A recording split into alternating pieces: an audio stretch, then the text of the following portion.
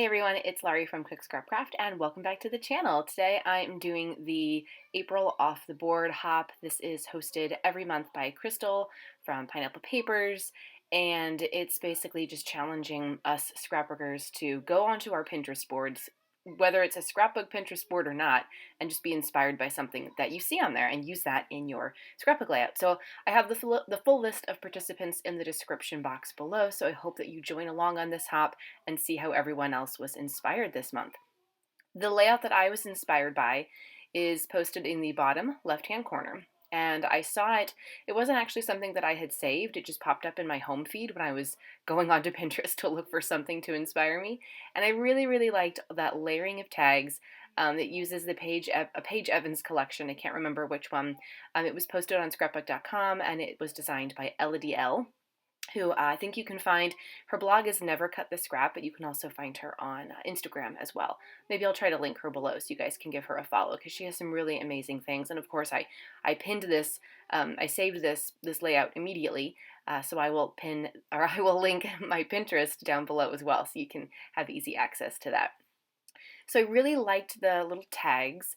I am cutting mine from size 3x2 paper, and this is a great one for if you're shopping your stash, because I had previously, many months ago, taken a bunch of my scrap paper and cut it down into different sizes and punched it out into different shapes. So I had a whole stack of 3x2 pieces of pattern paper and cardstock. And so that's just what I used. I literally cut the entire stack into these little banners. And it was very, very easy to do. I didn't make you watch me cut all of them. And then I went into my stash and pulled out two 4x6 pieces of paper that had previously been cut so that I could use those as my matting for the photo. And the photo was one of me. You've probably seen her on the channel, especially if you're a subscriber. It was part of my thumbnail for when I did my 600 subbies giveaway. So I am actually now over 700, which is pretty exciting. But this one I wanted, I had the photo and I thought I'll print it out. I just wanted to commemorate that time. And so again, thank you to everyone who has subscribed and keeps coming back to watch the videos. And if you're new here, welcome. I hope that this video is inspiring to you and that you'll consider clicking that subscribe button so you don't miss out on other process videos that I do. I also post haul videos and layout shares. You're going to get a process video pretty much every Tuesday with a couple extra bonus ones thrown in throughout the month. This is the hard part. So maybe, I don't know the sizes of everything that Elodie used on her layout. So maybe my tags were a little too big. Maybe my photo was too big. But I really wanted to I really liked the layered look that she got. Everything is so close together.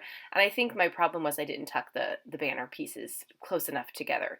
I also didn't get them going up and around the photo as much as she did. The hardest part was just trying to figure out how to create the layering, because if I placed everything, then I had to move the top layers to get the bottom layers stuck down. This is one that's going to take some thinking, but I am happy with the way the final layout turned out, even if it did mean that this whole row that I'm doing right now, I actually picked up a lot of the pieces and ended up moving them around, because you can see I'm adding in too much white space. And in order to get the look that I was wanting to achieve, everything needed to be a lot closer together. And I know I've said before, when you're working with a sketch or another layout, you're scrap lifting, don't take a look at the layout, but then don't actually pay attention to it. Just do your own thing. This is probably one of those times when I should have had the layout up and open so that I could easily access it and see, okay, this is how she did it. This is what I'm trying to recreate, because I wanted to recreate it very specifically. So yeah, this is just, you get to watch me figuring it out, and that's the process. That's the creative process. But I was pleased with the way it does turn out, and I am glad that I was able to still kind of make it my own. So you can see that I have already peeled up pieces and re-put them down, and everything is just kind of going across the bottom of the page. It's not going to curve upward as much. I cut the same amount of banner pieces that I could count from her layout, but I think maybe it's just, the sizing or something happened, and I don't think I would have had enough pieces anyway to to try to like curve them as much as hers curved, especially with the size of my photo. Like I said, my photo was a 4x6. I cut it down slightly to fit on the 4x6 mat, and then that other 4x6 piece is just going to kind of angle out from behind. So the piece of paper in the background, that's Vicki Boutin Foundations cardstock. So it's nice and thick, and that also means there's going to be a little bit of mixed media coming in here toward the end. And I think that's what really finishes it out. Especially, like I love the nice clean look of a white cardstock, but when you add some like splatters to it, that's when it gets really good.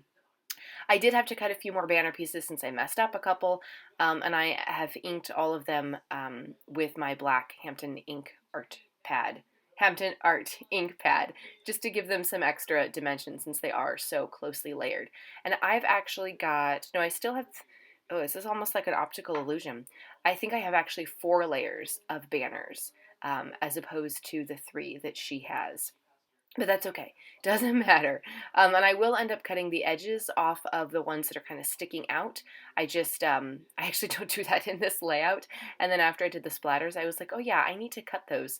But I will come back later, and once it's all dry, I will cut the edges off, because otherwise they're not going to fit into the page protector. Not that that really matters, because I have no albums. I still have to put my I'm up to July 2021, and going forward, I need to put those into page protectors.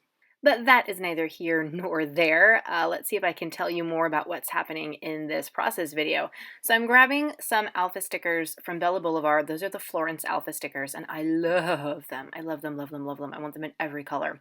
And I put the number 600 on that white banner. That's where I'm actually going to end up doing my journaling, because it's white and it's perfect space for doing that journaling. So I'm just kind of like turning it into its own journaling spot. And I put 600 there because I have 600 followers. So I'm also picking some of the embellishments that are from my April Best of Both Worlds kit. I got a sticker sheet that was kind of like a bonus, so I'm using some of the embellishments there since they're not like technically part of the kit, and I don't have to worry about Shamel using any of them because she doesn't have them, so I thought I would use a couple of those here. I'm really going rogue with my Best of Both Worlds kit this month, to be quite honest with you. The title is from the Simple Stories Puffy foam words, foam thickers, whatever. It says grow, and I thought that was kind of appropriate for this since my YouTube channel numbers, subscriber numbers are growing, and that's the whole reason why I took that photo and did the giveaway. So I'm just journaling a little bit about how many followers I had and why I took the photo there. There's an embellishment up at the top on the photo. That's actually something that I made a long time ago. I think it was a challenge, maybe from Scrapbook Generation. They challenged us to make our own embellishments out of, pattern papers and other things that we had. And so I've just been kind of waiting for the right moment to use it. And since there are so many just random colors in the banners down at the bottom, I kind of thought, hey, why not use it here? It's got some greens, which kind of match some of the banners, and the greens and some of the embellishments. So I thought it would be perfect, and it has a little telephone on it and says hi. So I thought, okay, kind of looks like I'm saying hi. My hand was up in the air like I was waving. I love that sweater that I'm wearing. I love that sweater so much. I got that from just Fab, actually. Oh, it's so good. So now I'm just coming in and adding a few little bits and pieces, some enamel dots, a couple things that I got from the Dollar Tree.